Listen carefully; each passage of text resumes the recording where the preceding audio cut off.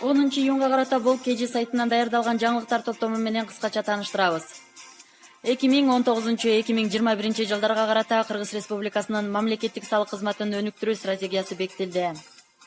Кыргыз Республикасынын өкмөтүнүн тиешелүү токтомуна Кыргыз Республикасынын премьер-министри Мухаммедкалый Абылгазиев кол койду.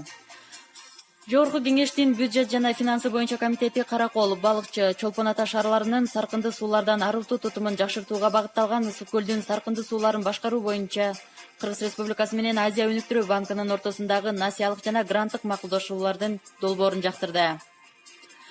Казакстандагы 9-июнда өткөрүлгөн президенттик шайлоого 7 талапкер атсалышып, Касым-Жомарт Токаев добуштардын 70% алган. Ал эми Борбордук шайлоо комиссиясынын билдиришинче, Казакстанда 11.947.995 жаран шайлоо укугуна ээ. Алардын 77,4% шайлоого катышкан. Ал эми шайлоо күнү Казакстанда митинг өтүп, полиция 500 митингчини кармаган. Президент Сооронбай Жээнбеков Казакстандын башчысы Касым-Жомарт Токаев менен телефон аркылуу сүйлөшүп, президенттик шайлоодогу жеңиши менен куттуктады.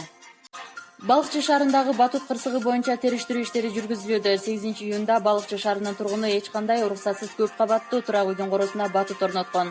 Бул боюнча Кыргыз Республикасынын кылмыш жазык кодексинин 142-беренеси боюнча кылмыш иши козголду. Эске сала кетсек, Балыкчы шаарында катуу шамалдан балдар ойноп жаткан батут оодарылып кетип, 3 жаштагы кыз оорукананын жандандыруу бөлүмүнө түшкөн.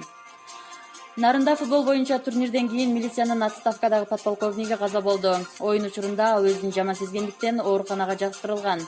Ал инфаркттан улам каза болгон.